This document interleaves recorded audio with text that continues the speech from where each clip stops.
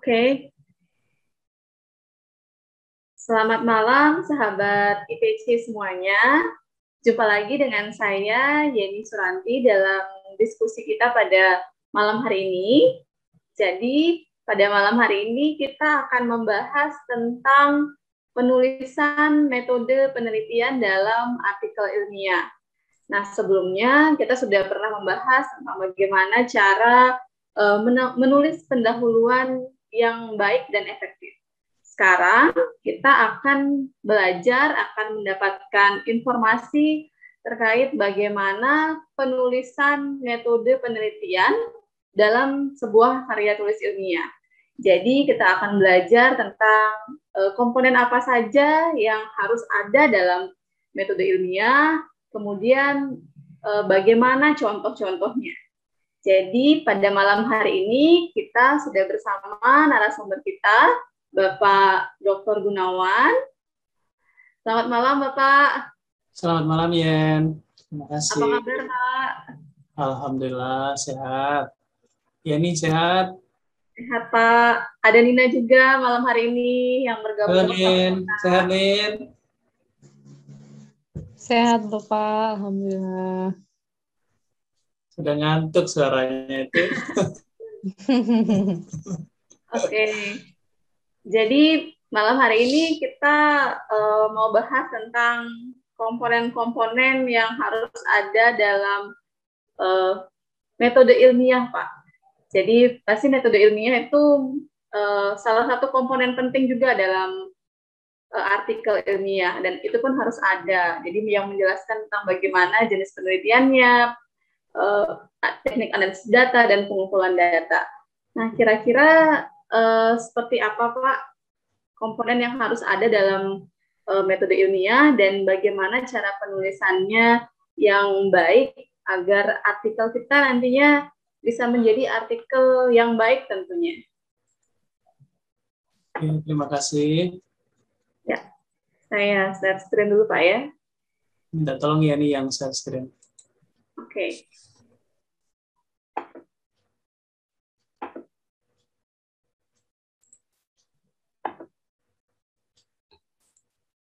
Bismillahirrahmanirrahim. Assalamualaikum warahmatullahi wabarakatuh. Selamat malam Bapak Ibu Guru semuanya, teman-teman, dosen, peneliti yang mungkin hadir menyimak diskusi kita malam ini. Terima kasih Yeni dan Nina yang akan bersama-sama mendiskusikan metode penelitian, contoh-contohnya.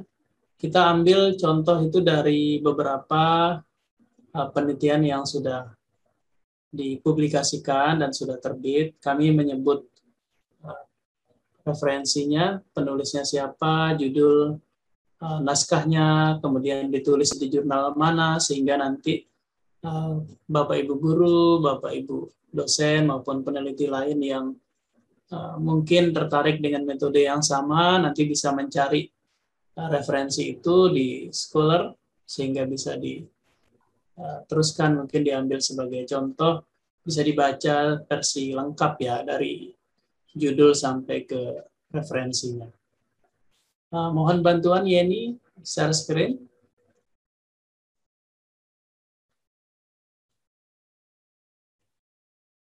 Di slideshow. Oke, teman-teman, Bapak Ibu semuanya yang bergabung maupun nanti yang akan melihat videonya secara online. Diskusi kita malam ini fokus pada tema penulisan metode penelitian dalam artikel ilmiah. Di kami nanti akan mendiskusikannya bertiga, saya bersama Yeni dan Nina. Bisa diteruskan?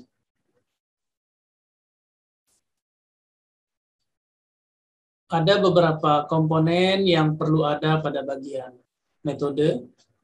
Di bagian awal, kami perlu ingatkan kembali bahwa metode penelitian adalah rangkaian cara yang terstruktur atau sistematis yang digunakan oleh para peneliti dengan tujuan untuk mendapatkan jawaban yang tepat atas apa yang menjadi pertanyaan pada objek penelitian. Ada hal-hal yang berhubungan dengan cara, jadi semua hal yang berhubungan dengan cara dan metode penelitian harus dijelaskan secara rinci pada bagian ini. Kami kutip dari salah satu buku yang ditulis oleh sahabat kami, Mas Asep Bayu Nandianto dan kawan-kawan pada 2015, bahwa di dalam metode itu harus dijelaskan beberapa hal, antara lain material atau bahan yang digunakan, termasuk mungkin merek atau brandnya, komposisinya seperti apa, konsentrasi, dan lain-lain. Yang kedua, perlu muncul di bagian ini juga metode penelitiannya sendiri. Jadi alat pembuatannya apa, statistik yang digunakan, kuesioner yang digunakan, mungkin survei, siapa yang disurvei, kapan dilakukan, dan seterusnya. Berikutnya yang perlu muncul adalah analisa apa saja yang dilakukan, baik itu pada alat karakterisasi dan analisisnya seperti apa, menggunakan program komputer apa, software apa, dan lain-lain. Kemudian pada bagian ini juga perlu muncul keterangan-keterangan penting yang lain. Jadi misalnya kapan penelitian dilakukan, berapa lama, siapa yang terlibat, dan di mana penelitian itu dilakukan. Ini umumnya bisa digunakan mungkin teman-teman yang nanti penelitiannya murni ya, jadi yang pure science. Mungkin teman-teman yang tulisannya nanti pada bidang kependidikan, kami juga membuat penjelasan tambahan terkait di bagian metode di manuskrip kita itu perlu ada apa saja. Kita lihat ke slide berikutnya. Di dalam penelitian pendidikan, di bagian metode di manuskrip kita itu perlu ada jenis atau desain yang digunakan, termasuk tahapan-tahapannya apa saja. Nanti ada contohnya di bagian belakang. Kemudian di bagian ini juga perlu ada informasi populasi dan sampel penelitian. Kenapa kami tulis jika ada? Karena ada metode penelitian tertentu yang tidak ada populasinya. Jadi ada action research, penelitian tindakan kelas, itu tidak ada populasinya. Karena hasilnya tidak bisa digeneralisasi. Termasuk misalnya nanti metode sampling yang digunakan di beberapa contoh yang dikirim oleh peserta, ada yang menulis cluster random, ada yang menulis purposive sampling, itu perlu ditulis di bagian metode penelitian. Kemudian komponen juga yang perlu muncul, subjek dan objek penelitian. Kalau misalnya dapat, ini bisa disertakan juga di bagian metode penelitian.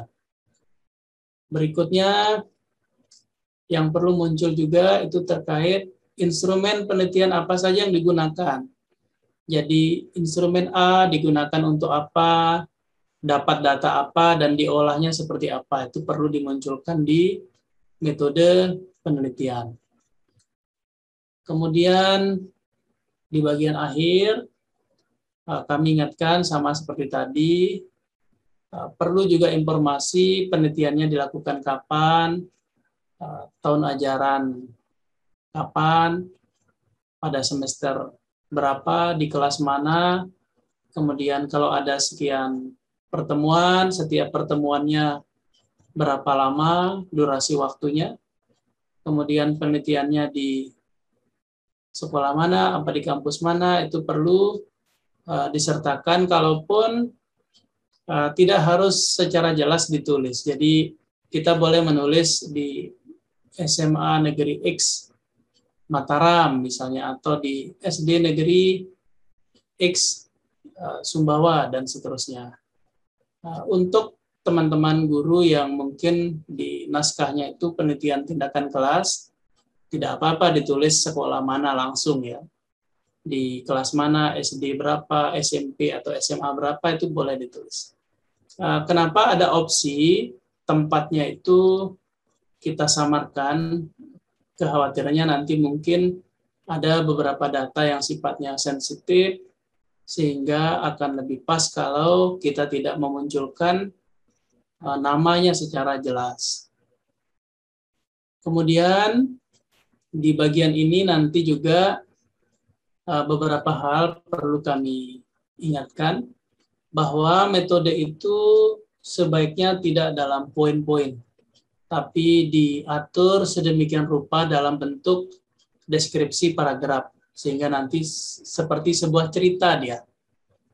Berikutnya, di metode penelitian, kalimat yang kita gunakan itu nanti harus bentuknya lampau. Kalau kita tulis dalam bahasa Inggris, naskah kita mungkin di abstrak karena abstraknya berbahasa Inggris, dan kalau hanya jurnal naskah kita itu kita kirim ke jurnal nasional saja, komponen ini mungkin tidak terlalu masalah. Jadi kenapa ditulis bentuk lampau? Karena penelitiannya kan sudah kita lakukan. Kemudian kita menulis dengan jelas sehingga tidak meragukan reviewer atau editor yang terlibat menyeleksi naskah itu di bagian awal. Kemudian juga kita harus menjaga pilihan-pilihan kata di sini ya, sehingga tidak menimbulkan multitafsir pada reviewer atau editor yang menyebabkan mereka ragu-ragu dengan hasil atau apa yang sedang kita tulis. Bisa diteruskan. Ini ada beberapa contoh. Nanti kami mohon bantuan Yeni maupun Nina ikut memberi tanggapan, termasuk menjelaskan beberapa bagian terkait ini. Ini contoh tulisan yang ditulis oleh Bu Astuti bersama dua teman yang lain, Bu Sumarni dan Bu Saraswati, tentang pengembangan media pembelajaran fisika mobile learning berbasis Android. Sudah terbit di Jurnal Penelitian dan Pengembangan Pendidikan Fisika tahun 2017.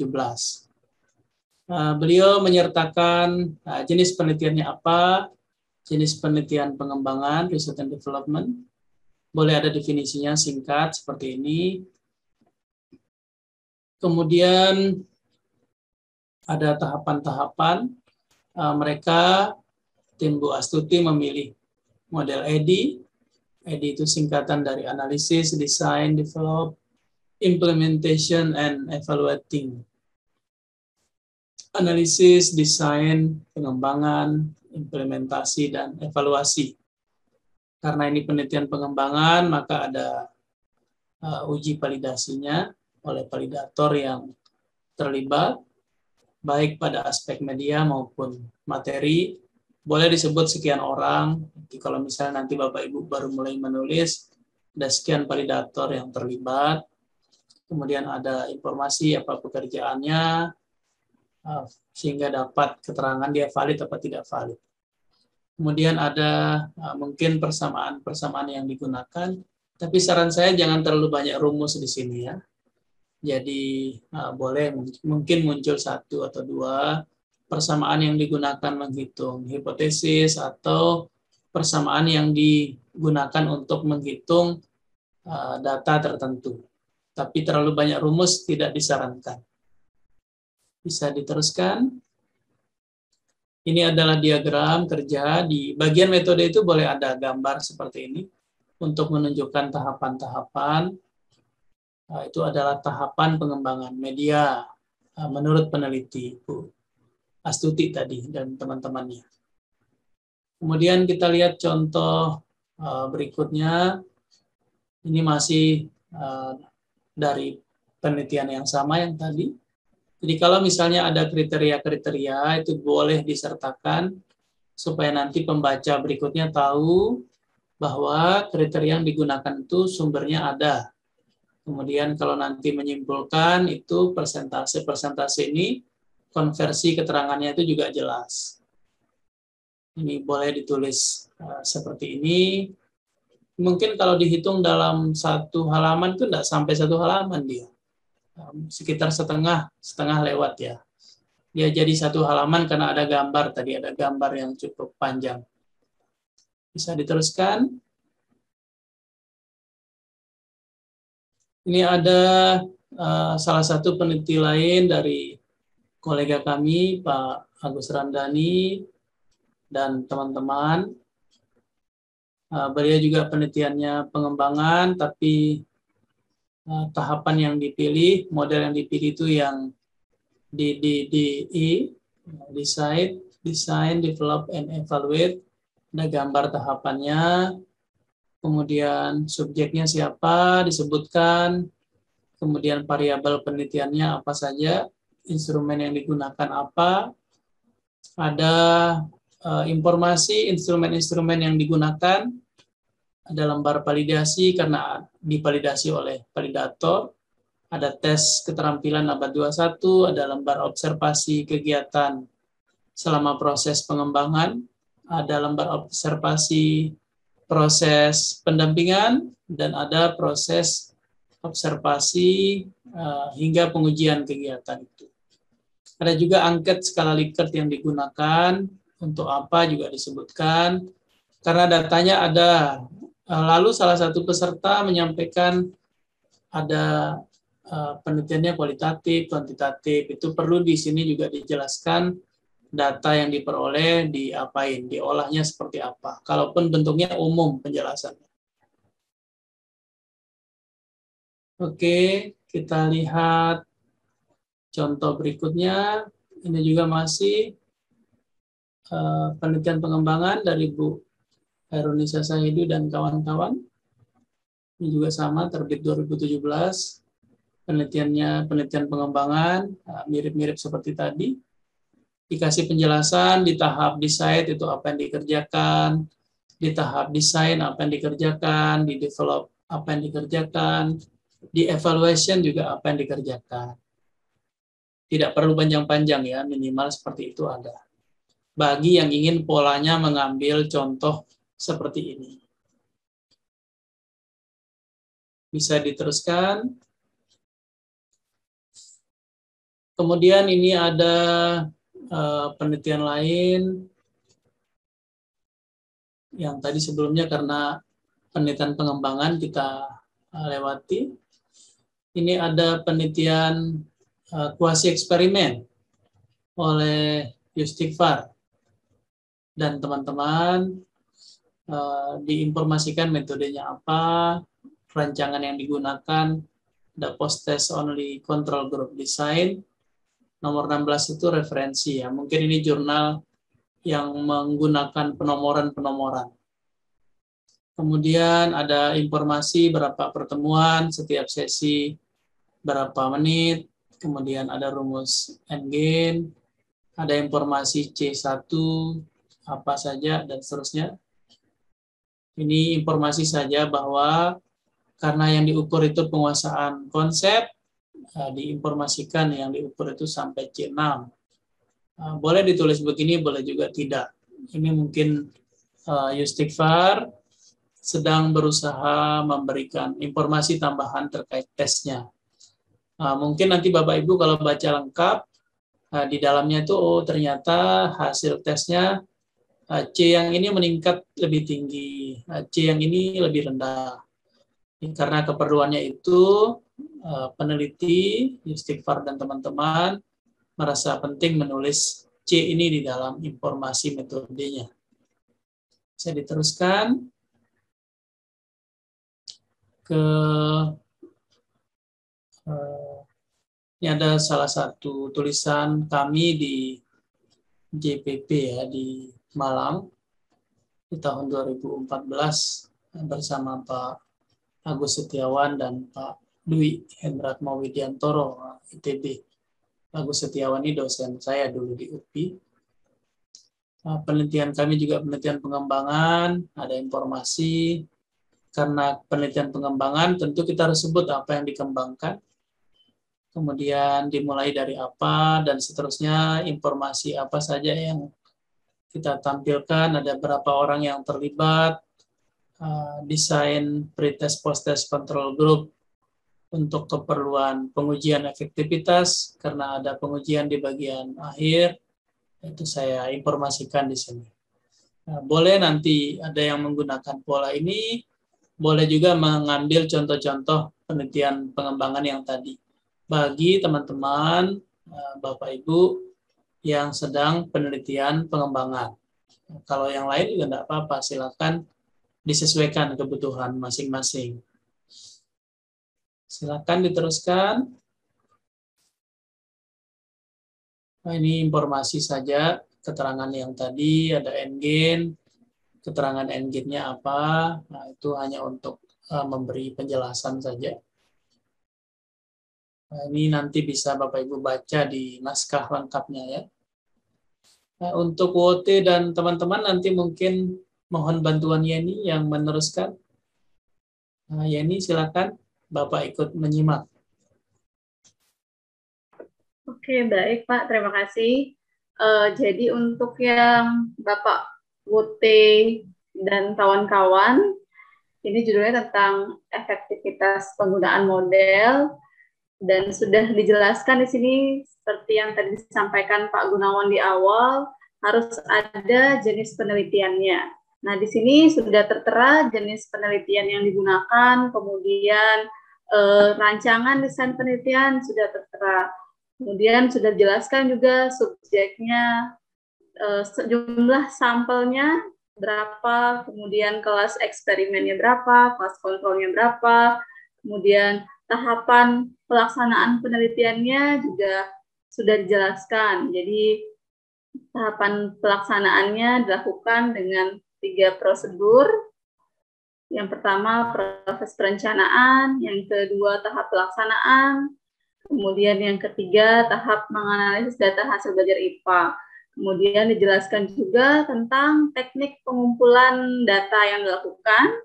Dan setelahnya ada disampaikan juga tentang teknik analisis data.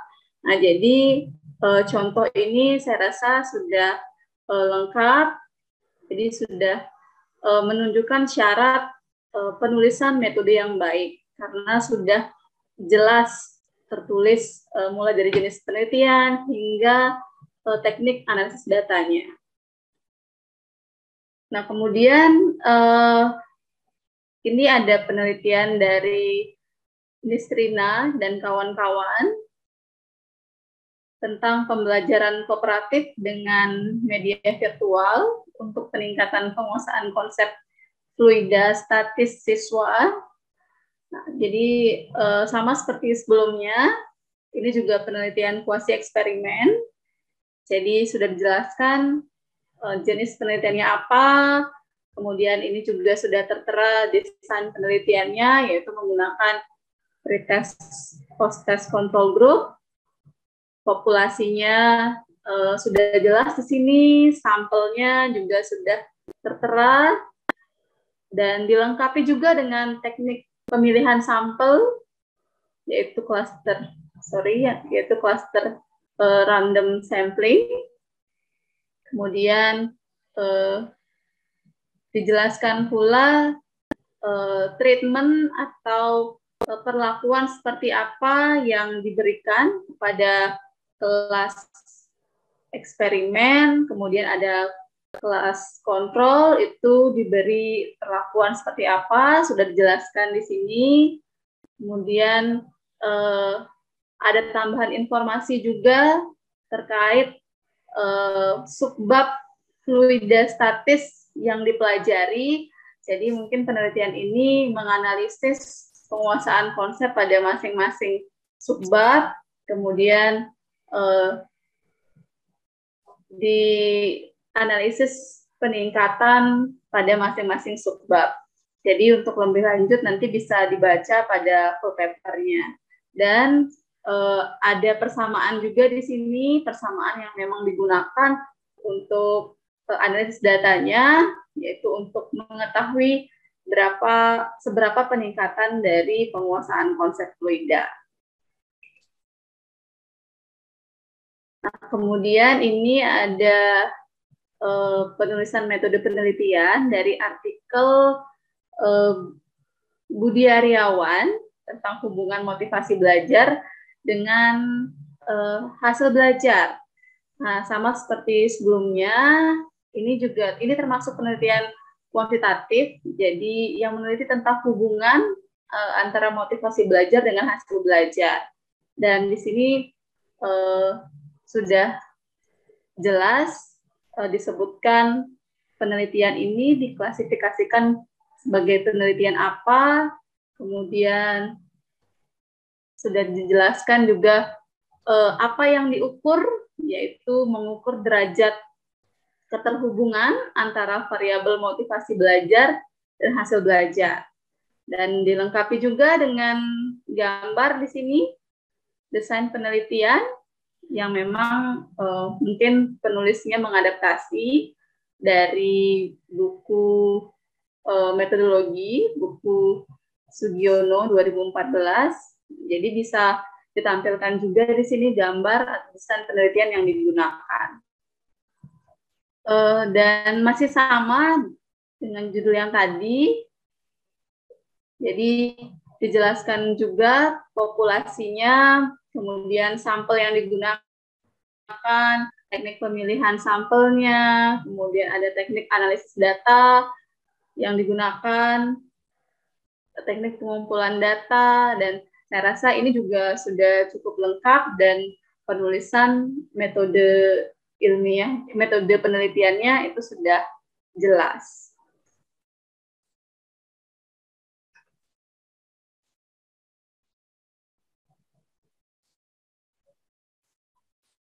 Dan yang ini ada dari Saadah dan kawan-kawan tentang pemanfaatan multimedia interaktif pada materi hidrokarbon untuk menumbuhkan keterampilan berpikir kritis siswa. Jadi masih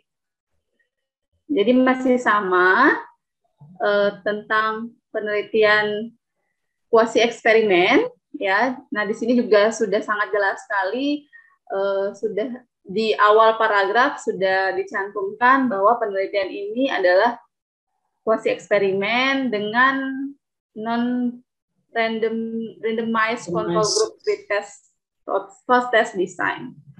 Sorry. Nah, penelitian ini juga dilakukan pada tanggal 2 sampai 19 September. Jadi sudah ada waktunya. Kemudian tempatnya dijabarkan. Mungkin yang dimaksud oleh peneliti itu saat mereka mengambil data sebenarnya, ya. 19 September ini saat pengambilan data. Jadi karena disebut kalau penelitian itu dihitung sejak proposal sampai nanti dilaporkan. Jadi mungkin yang dimaksud di situ tanggal pengambilan data atau pengumpulan data. Itu mungkin nanti kalau misalnya Bapak Ibu ada yang mengambil pola yang sama, itu tidak harus menulis tanggal seperti itu, kalaupun mungkin keperluannya supaya detail. Kemudian ada juga info lengkap, cukup lengkap metodenya. Sepertinya direncanakan sangat baik. Yang bisa kita ambil contoh di beliau ini ada informasi, ada berapa siswa, berapa kelas yang terlibat, kemudian instrumennya, kalau ada tes apa, kalau ada non-tes, data non-tes seperti apa, kemudian diolah seperti apa. Nah, prosedur penelitiannya dimulai dari tahap observasi sampai nanti pengambilan keputusan, ya, dari analisis data yang dilakukan. Kemudian multimedia yang digunakan itu multimedia yang dikembangkan oleh Nazalin dan Muhtadi. Ini mungkin jadi contoh bagi kita, kalau ada teman kita mengembangkan media dan kita menggunakan medianya untuk di penelitian kita, maka di bagian ini kita sebutkan media yang kita gunakan itu media yang dikembangkan oleh siapa. Ini bentuk penghargaan kita pada yang membuat media. Seperti itu ya. Nah, kemudian di slide berikutnya, ini ada Ini sudah masuk penelitian kualitatif. ya Herliandri dan teman-teman. Jadi beliau menggunakan metode descriptive content analysis tadi. Mungkin Bapak Ibu guru atau peserta yang lain tidak terlalu familiar dengan ini, nanti boleh baca naskah beliau secara lengkap, di-download, bisa di-download gratis saja. Dicari naskah lengkapnya di Google Scholar dengan judul itu, maka nanti akan muncul. Bapak Ibu yang tertarik dengan pola ini nanti boleh baca. Apa metodenya cuma segini ya? Iya, cuman segini, Pak. Iya, karena beliau hanya deskriptif konten ya, studi analisisnya. Ya. Ini berbagai artikel ilmiah dibaca-baca terkait pembelajaran online. Kemudian artikel ilmiah diperoleh dari berbagai jurnal, baik nasional maupun internasional, dan sumber-sumber lain yang sejenis. Itu diolah dan dibuat review ya, terkait pembelajaran pada masa pandemi COVID-19, kalaupun terlalu umum sekali judulnya. Ini 2020 terbit, mirip-mirip bersamaan mungkin waktunya dengan yang kita publikasikan terkait COVID itu ya. Ya, yang variasi Model pembelajaran pada era pandemi. Kita lihat yang lainnya ya. Ini contoh. Oke. Nah, ini juga mirip-mirip. Ini kualitatif juga, cuman beda metode yang digunakan. Ada cross-sectional. Jadi ada cross macam-macam ininya ya. Ya. Cuman ini, yang tadi hanya analisis artikel, kalau yang ini ada penyebaran kuesioner juga, jadi mungkin ada wawancara, jadi bagaimana tanggapan-tanggapan tentang kepuasan pembelajaran online yang dilaksanakan, itu diambil datanya dari kuesioner. Dari Nina ada tambahan tanggapan? Ini ada penelitian cross-seksional, pendekatannya kualitatif, deskriptif kualitatif. Kemudian informannya mahasiswa, Fakultas Ekonomi dan Bisnis, informan dan seterusnya disebutkan. Nah, ini untuk contoh mungkin ada yang ingin seperti itu ya. Jadi kuesionernya dilakukan dengan media sosial WhatsApp, dalam grup-grup kelas di FEBI, singkatan fakultasnya, FEBI Fakultas Ekonomi dan Bisnis Islam, IAIN Padang Sidempuan. Kemudian kuesioner elektronik dibuat dalam bentuk pertanyaan dengan pilihan yang tersedia, close-ended question. Kemudian setelah data terkumpul, dianalisis secara deskriptif, digabung-gabung, ditabulasi persentase pada masing-masing pertanyaan yang dijawab lengkap ya oleh informan. Ini mungkin karena informannya cukup banyak, 384 orang. Intinya apa dan siapa yang terlibat itu kita beri penjelasan. Ini sengaja ditayangkan banyak contoh dari tulisan-tulisan yang sudah terbit, dari artikel-artikel yang sudah dipublikasikan, supaya Bapak Ibu peserta, Bapak Ibu guru mungkin penulis-penulis pemula ada gambar, oh ternyata enggak susah-susah juga ya. Enggak susah-susah juga nulis metode itu. sehingga nanti bisa mulai menulis dan seterusnya. Kita lihat yang berikutnya ada ini Pak Saprudin. Apa yang menarik dari metode beliau ini? Ini tentang studi literatur. Ini ada studi literatur. Nina juga bisa melihat apa yang menarik dari metode beliau. Mungkin untuk tambahan gambaran bagi peserta kita yang nanti mungkin ingin seperti ini. Bagian metodenya dari Pak Saprudin dan teman-teman.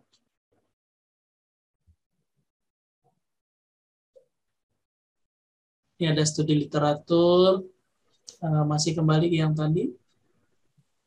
Artikel hasil penelitian terkait e-book, baik yang ada di jurnal maupun proceeding. Kemudian dibatasi hanya pada jurnal dan proceeding nasional berbahasa Indonesia. Harusnya kalau studi literatur, jangan dibatasi Indonesia saja ya. Kalau mau nanti lebih lengkap, bisa baca yang lebih banyak, sehingga nanti gambarannya lebih lengkap tentang banyak hal. Kemudian ini ada hasil kajian, fokus berikutnya itu software untuk merancang e-book, apa saja yang digunakan. Nah, ternyata hal-hal seperti ini pun menarik diangkat menjadi tulisan. Mungkin tidak dipikirkan oleh teman-teman yang lain.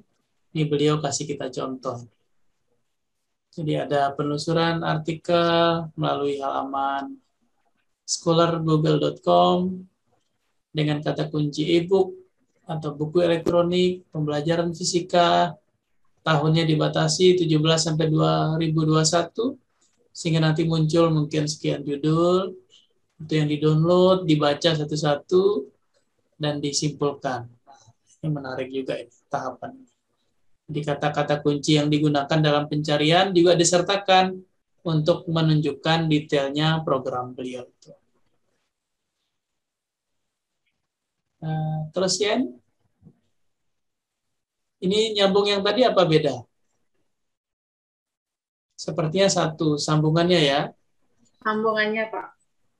Jadi tahapannya apa saja, kemudian ada jumlah dokumen, ya. Ada jumlah dokumen, terusnya tadi, ya benar. Ya, dalam waktu 0,06 detik. Ya, banyak sekali dokumen. Ini tergantung internet juga ya. Kalau yang internetnya cepat ya. Lebih Kalau banyak. yang pelet ya bisa lama juga ketemunya.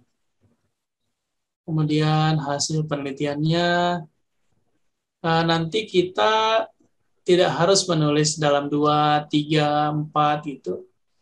Boleh ditulis karena ini terkait dengan melakukan seleksi, karena beberapa hal itu tidak harus menulis, tidak konsisten juga. Ini ada A, nomor 2, 3, deh. Jadinya harusnya A itu 1. Atau boleh diganti jadi kata saja, pertama, kedua, ketiga, itu mungkin lebih bagus. Bisa kita lihat berikutnya. Nah, ini coba Nina yang cek, kasih komentar. Ya, baik Pak. Kalau dari kelengkapan step metodenya, yang pertama itu sudah ada jenis penelitiannya. Kemudian ada bentuk data yang diperoleh. Nah, ini saya belum lihat ada sampelnya. Coba di mana dia? Oh, ada di paragraf kedua itu ada sampelnya sudah ada, yakni ada subjeknya, mahasiswa semester 5 program studi PGSD. Jadi bagus mendeskripsikan setiap subjek yang akan diteliti supaya lebih jelas tujuan dari penelitiannya, terutama khusus untuk yang purposive samplingnya. Tapi ini sepertinya deskriptif kualitatif ya. Kemudian ada teknik pengumpulan datanya juga. Setelah itu ada analisis datanya. Dia bersifat deskriptif sampai pada di bagian akhir itu ada jadi tahapan analisis datanya di paragraf di paragraf keempat.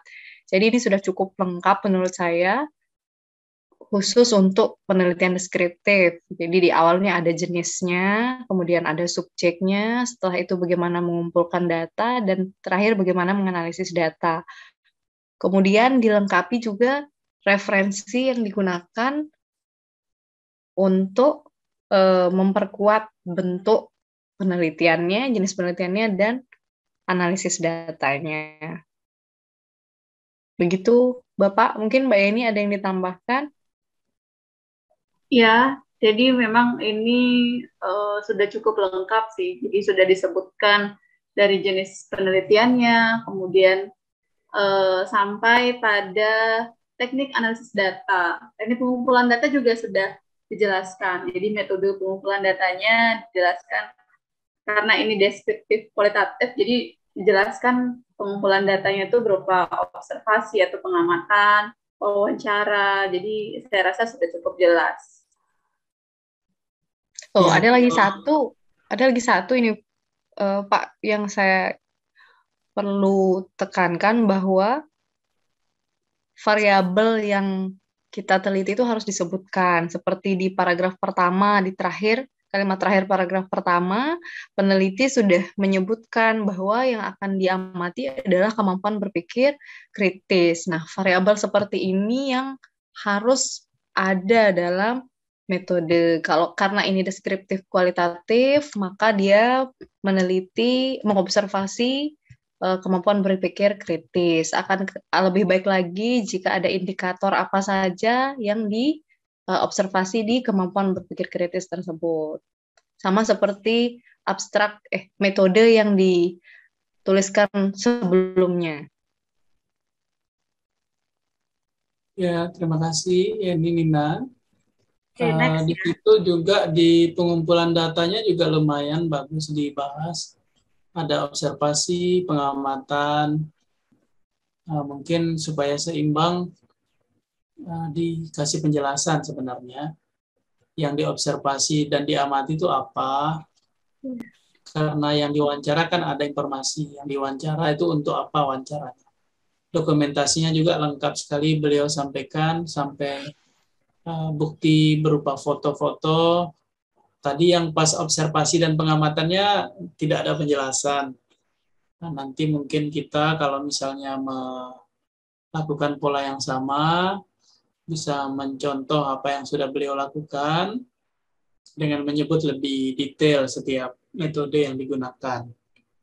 Kemudian referensi-referensi jangan lupa ya, referensi yang dikutip, metode tetap ditulis. Jadi kalau misalnya ada metode beliau nanti menarik, dikutip, itu sudah ada di atasnya. Bu Fahria 2014, judulnya ada Jurnal Pendidikan IPA Indonesia, volume 3 nomor 1, nanti halamannya tinggal cek di naskah yang lebih lengkap. Oke, kita lihat berikutnya. Berikutnya ada tulisan dari Ibu Rismarini 2019. Ini peningkatan hasil belajar siswa kelas 1 Madrasah Ibtidaiyah Negeri 6 Tapin melalui model pembelajaran kooperatif tipe Make a Match ya. Ini saya kemarin lihat juga ada judul mahasiswa kita di PGSD itu mirip-mirip seperti ini. Nah, tipenya.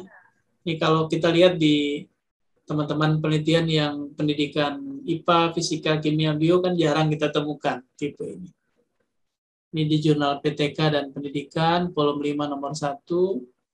Penelitiannya PTK, ada informasi tempat penelitiannya, jumlah siklusnya, kemudian langkah-langkahnya disebutkan, dilakukan pada bulan apa, kemudian tekniknya, data diperoleh dan dianalisis seperti apa, dan ada informasi kriteria aktivitas guru dan siswa.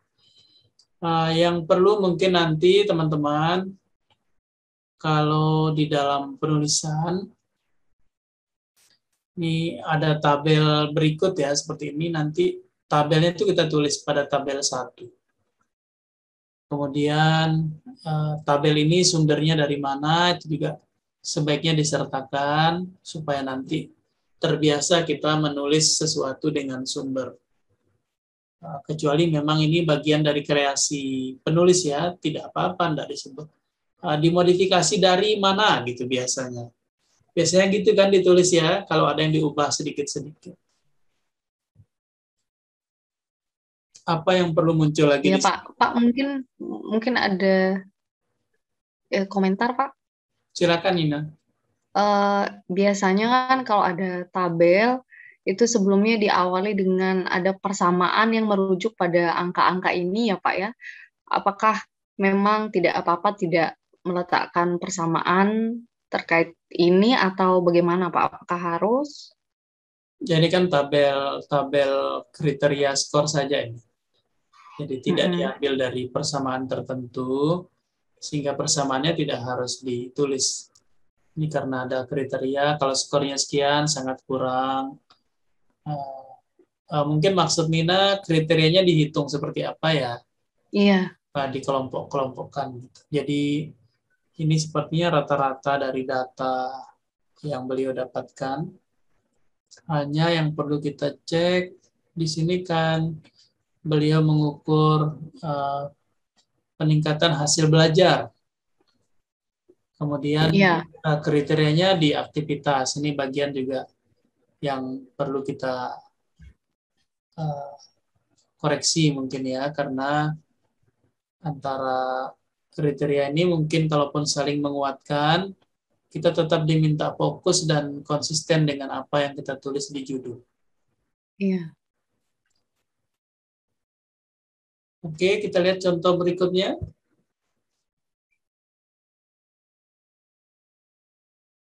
Ini ada tulisannya Pak Ramadan dan teman-teman. Ini terbitan tahun, nggak ada tahunnya ya. Nanti Bapak Ibu bisa cek langsung file lengkapnya. Ini menggunakan systematic literature review. Ada tahapannya kecil-kecil. Nah, nanti kalau nulis jurnal di manuskripnya, Bapak Ibu jangan terlalu kecil-kecil nulisnya. Jadi mungkin boleh dikasih simbol, nanti dikasih simbolnya, dikasih keterangan, daripada ditulis terlalu kecil.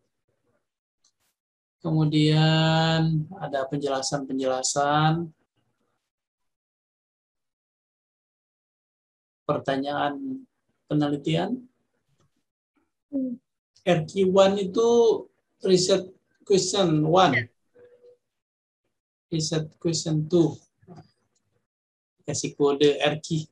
Kayak apa? RQ2. Merek motor. Oh, RX ya, bukan RQ. RX King. Jadi di matematika, apa komentar kita terkait ini?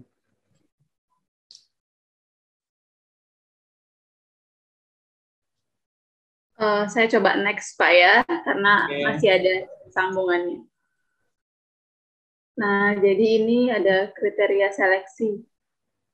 Untuk kriteria seleksi penelitian ini, nah mungkin maksudnya ini kan systematical review, yang seperti tadi judulnya systematic literature review. Ini mungkin maksudnya kriteria untuk memilih literatur review. Maksudnya kriteria seleksinya seperti ini. Jadi yang pertama, artikel jurnal atau karya ilmiah relevan dengan topik yang dicari. Jadi salah satu kriterianya tentang relevan atau tidaknya. Kemudian ada kriteria exclusion, artikel jurnal atau karya ilmiah di luar topik. Nah, ini sebenarnya banyak kriteria. Kalau yang penerimaan tadi harus relevan, Yang penolakan berarti yang di luar topik. Jadi ada juga tentang dijelaskan tentang developing research strategy. Jadi proses pencarian yang dilakukan di Google, di situs Garuda dan Google Scholar. Jadi biasanya dilakukan dengan keyword. Nah, jadi misalkan mau mencari tentang, seperti ini dijelaskan studi penelitian yang membahas pengaruh model pembelajaran berbasis teori Van Hill terhadap kemampuan komunikasi matematika siswa sekolah dasar. Jadi kata kuncinya itu bisa langsung dicari model pembelajaran berbasis teori Van Hill atau teori Van Hill saja, atau teori Van Hill kemampuan geometri. Jadi bisa dipilih kata kuncinya. Ini beliau menulis apa? Tahapan-tahapan dari Systematical review kayaknya Pak ya. Review itu, kemudian ada penjelasan tambahan. Kemudian di situ juga ada pertanyaan kriteria penilaian kualitas, ada QA1, QA2, QA3, ada apakah jurnal atau karya tersebut pada jurnal yang telah terakreditasi SINTA, apakah terbit pada tahun 2001 sampai 2021, mungkin maksudnya ya, bukan 20.000. 2011 mungkin ya juga. 10 tahun terakhir. Jadi, bisa jadi. 2011 mungkin ya. Ya. Mungkin kita ambil versi asli tulisan, jadi tidak kita tambah atau kurangi. Yang ketiga, apakah jurnal atau karya menuliskan tahapan model berbasis teori yang beliau teliti, dan banyak informasi menarik yang beliau jadikan contoh. Kita mungkin yang ingin SLR, kalau tertarik ada tahapan-tahapan kriteria seleksi yang bisa diikuti dengan mungkin modifikasi atau perbaikan minor.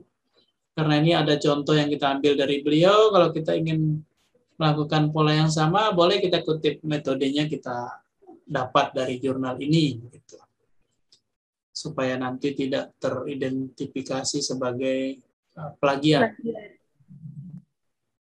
Ini kita kasih contoh-contoh nih kan, supaya semakin banyak yang kita lihat.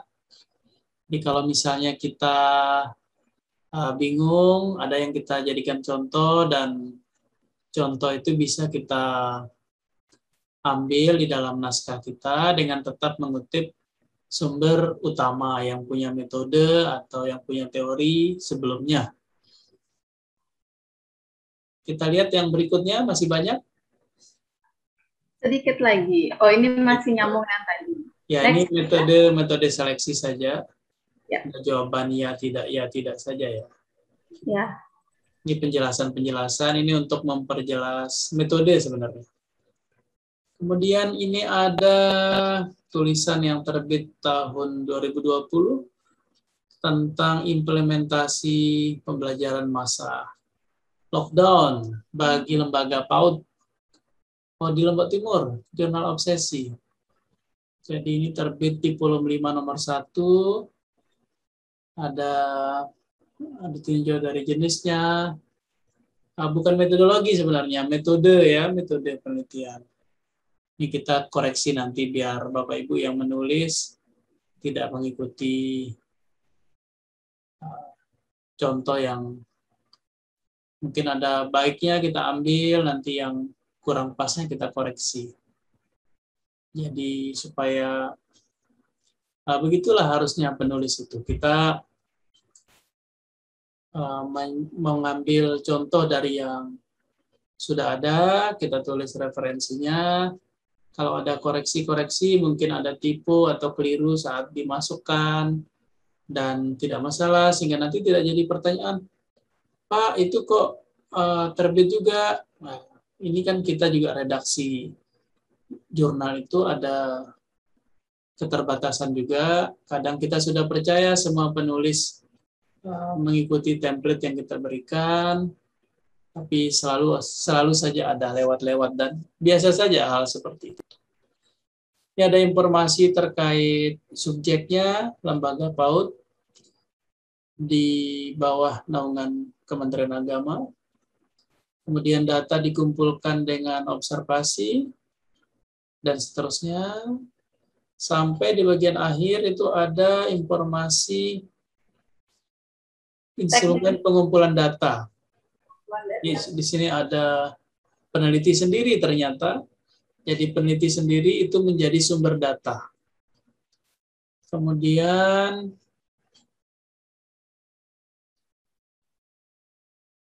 ada pemilihan informan, ada pengumpulan data dan analisisnya. Termasuk di situ ada pedoman wawancara dan lembar observasi. Nah, boleh misalnya ditulis pedoman wawancara yang kita wawancara nanti rencana siapa, berapa orang, yang akan diobservasi apa saja, seperti contoh-contoh yang lain. Boleh juga dibuat lebih sederhana sehingga nanti tidak terlalu panjang, ya mungkin seperti inilah panjangnya kurang lebih ya. Jadi beliau sudah mempublikasikan dan ini kita gunakan untuk manas-manasin Bapak, Ibu, guru, peserta yang lain. Ini temannya sudah ada yang publikasi dengan kondisi naskah yang kita mungkin perlu baca kalau ada yang mau tahu lebih jauh. Ini Bapak, Ibu, kapan publikasinya? Nah, nanyanya begitu biar semangat. Ya. Kita lihat. Ini masih ada lanjutannya sih Pak sebenarnya. Ada lanjutannya ya. Ya. Coba di komentari aja ya. Yang ini nyambung dari yang tadi. Ini sepertinya ini salah satu step dari penelitian, yaitu uji keabsahan data. Karena tadi sumber datanya itu adalah dari peneliti sendiri, kemudian dari observasi. Jadi ini setelah data dikumpulkan, disampaikan lagi bahwa ada uji keabsahan data. Nah, dan di sini juga disampaikan bahwa ada 4 kriteria yang digunakan. Menurut sumber yang dikutip dari Oliver dan Haironi. Jadi ada uji credibility, kemudian transferability, kemudian ada kebergantungan dan kepastian. Jadi itu tentang uji keabsahan data. Kemudian ada beberapa teknik juga ternyata yang digunakan, disampaikan di sini, yaitu ada teknik triangulasi, sudah jelas disampaikan, metode untuk pengumpulan data yang bersumber dari hasil pengamatan dan wawancara. Nah, kemudian hasil pengamatan yang berasal dari observasi, dari aktivitas yang dilakukan oleh anak-anak dan sekolah juga dianalisis. Nah, ini juga dijelaskan bahwa analisis data yang dilakukan apabila data empiris yang diperoleh adalah data kualitatif. Jadi sudah dijelaskan di awal bahwa memang penelitian ini adalah penelitian kualitatif. Nah, jadi jangan lupa juga menampilkan sumber-sumber yang memang digunakan, yang memang dikutip untuk melengkapi metode penelitian. Itu saja sih Pak yang dari saya. Ya, dia tadi ada menariknya tuh ada triangulasi. Ya. Jadi karena dia penelitiannya kualitatif, ada triangulasi dilakukan untuk memperkuat penarikan kesimpulannya, sehingga tidak hanya percaya dari satu sumber data saja, ada yang kedua, ada yang ketiga, dan dicari benang merahnya sehingga penarikan kesimpulan atau verifikasinya menjadi lebih tepat.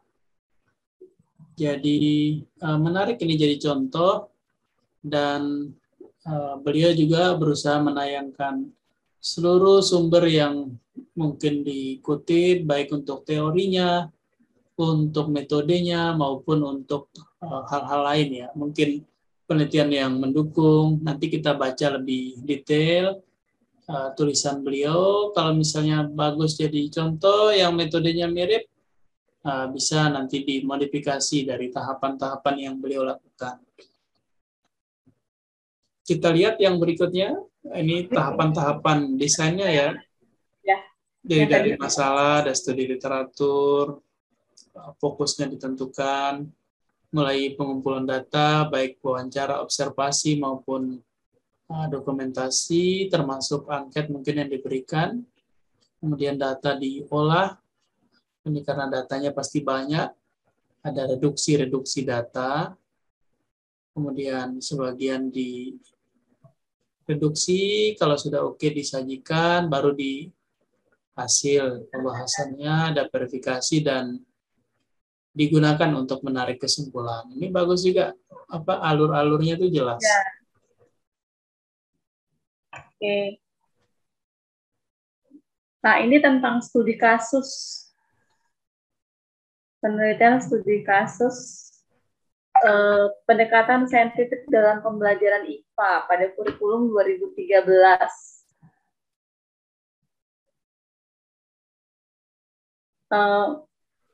Mungkin ini tentang penelitiannya itu meliputi data hasil wawancara, data hasil observasi, dan telah dokumentasi, Pak. Berarti studi kasus maksudnya ini mungkin bagaimana implementasi dari pendekatan saintifik begitu, Pak ya?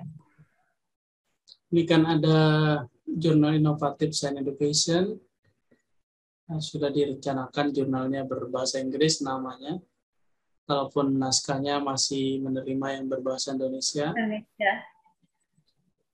Ini ada informasi, datanya diperoleh dari hasil wawancara.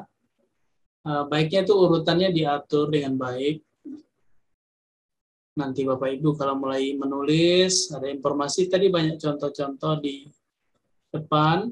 Ini kita ambil untuk pembanding-pembanding saja. Mana yang baik dari beliau kita ambil. Kemudian di sini ada wawancara, ada observasi, ada telah dokumentasi. Dengan metode kualitatif diharapkan dapat diperoleh data yang mendalam dan bermakna sehingga tujuan penelitian ini dapat tercapai.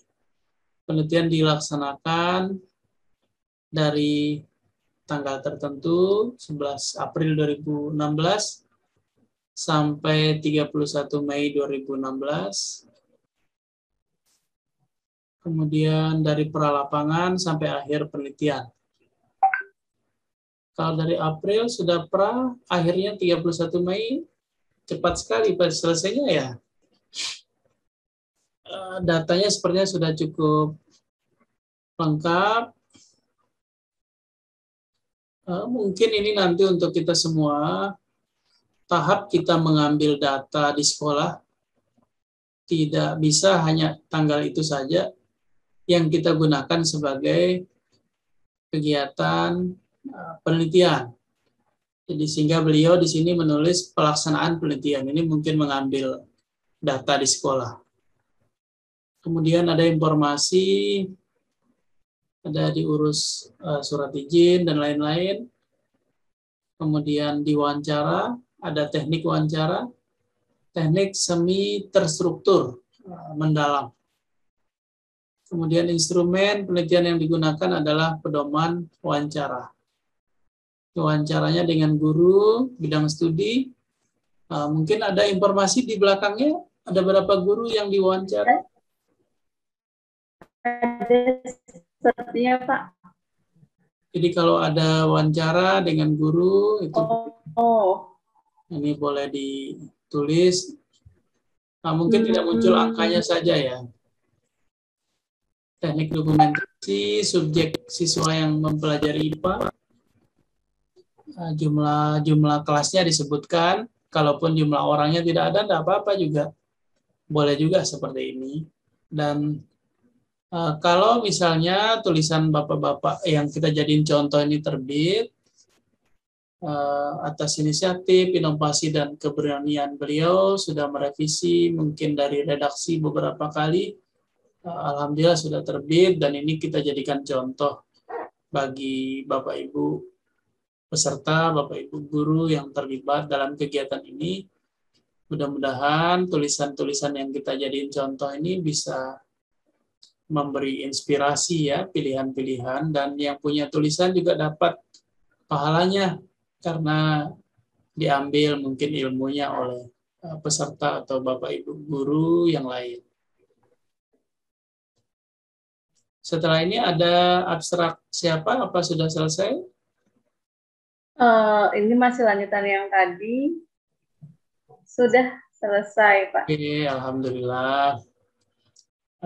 Kita tadi di awal sudah bahas di abstrak itu sebaiknya ada apa-apa, Bapak Ibu bisa mengikuti tahapan itu. Metode maksudnya. Ya, di kependidikan juga kita kasih pembanding. Sebaiknya ada di metode penelitian itu tertulis apa saja. Di metode di dalam artikel ya, bukan metode di dalam skripsi atau tesis, ini kok pendek sekali. Ini menulis di bagian metode di artikel yang tadi kita ambil itu yang contoh yang sudah terbit, sehingga kita sebut dia paper atau artikel. Jadi kita yang masih punya naskah di draft kita masing-masing di manuskripnya, silakan disesuaikan sesuai contoh yang tadi. Mudah-mudahan bermanfaat untuk kita semua. Nanti sesi tanya jawabnya kita akan buat tersendiri. Jadi Bapak Ibu nanti silakan bergabung di sesi diskusi. Kita boleh bahas banyak hal di situ. Silakan bergabung pada jadwal yang kita nanti sepakati. Itu saja mungkin. Terima kasih Yeni dan Nina. Ada tambahan terkait metode mungkin dari Nina dulu? Kalau saya sepertinya cukup, Pak. Yang penting isi metodenya itu inti-intinya sudah sesuai dengan jenis penelitian yang seperti tadi Bapak jelaskan. Sudah lengkap, insya Allah bisa diterima. Jadi, jenis metode yang kita pilih, metode apa, itu ada implikasi pada apa-apa saja yang kita tulis. Kesimpulannya begitu ya. Iya, Pak. Kemudian apa yang kita anggap penting terkait metode sebaiknya ditulis. Jangan sampai tidak ada. Kalau memang bisa ditulis, ditulis. Kalau memang dianggap penting, ditulis. Jadi kalau misalnya mungkin bikin terlalu panjang, ya boleh disederhanakan. Mungkin ringkasannya seperti apa, sehingga nanti bisa jadi contoh dia. Ada tambahan dari Yeni sebelum kita tutup? Kalau dari saya mungkin dipastikan harus sesuai, jadi sesuai dengan judulnya, sesuai dengan data yang diperoleh. Seperti tadi kita ada menemui beberapa sedikit kesalahan, jadi data yang diperoleh itu sebenarnya dari judul itu tentang peningkatan hasil belajar, tetapi di metode malah ditampilkan kriteria aktivitas yang dilakukan oleh guru dan siswa. Jadi saya rasa penulisan metode itu selain jelas komponennya juga harus sesuai dengan data penelitian ataupun judul dari penelitian itu sendiri. Begitu, Pak. Oke. Tadi dari kami tadi menyampaikan beberapa hal. Mudah-mudahan apa yang disampaikan, diskusi ringan kita malam ini bermanfaat untuk kita semua. Jangan lupa bergabung nanti di sesi diskusi terkait metode penelitian, karena banyak di contoh-contoh yang masuk itu banyak masih kebingungan terkait ini, sehingga di slide kita malam ini di PPT itu kita kasih contoh cukup banyak. Ada berapa contoh itu yang banyak banget? Hampir 20, kalau nggak salah ya 20. 17 atau 18. Oke, kami kembalikan ke Yeni selaku moderator diskusi kita malam ini. Terima kasih Nina juga bergabung. Silakan Yen. Baik, terima kasih Pak Gunawan dan Nina. Terima kasih atas diskusi yang sangat efektif malam hari ini. Tadi kita sudah mendapat informasi, kita sudah belajar tentang bagaimana penulisan metode ilmiah yang baik, yang jelas. Jadi penulisan metode ilmiah itu juga harus sesuai. Semoga Bapak Ibu nanti yang akan mendengarkan dan menyimak materi ini bisa lebih baik menulis metode penelitiannya dalam artikel yang ditulis. Jadi semoga apa yang disampaikan, apa yang didiskusikan pada malam hari ini bisa bermanfaat buat kita semua. Baik, terima kasih, selamat malam, dan salam sejahtera untuk kita semua. Terima kasih. Semangat belajar. Assalamualaikum warahmatullahi wabarakatuh.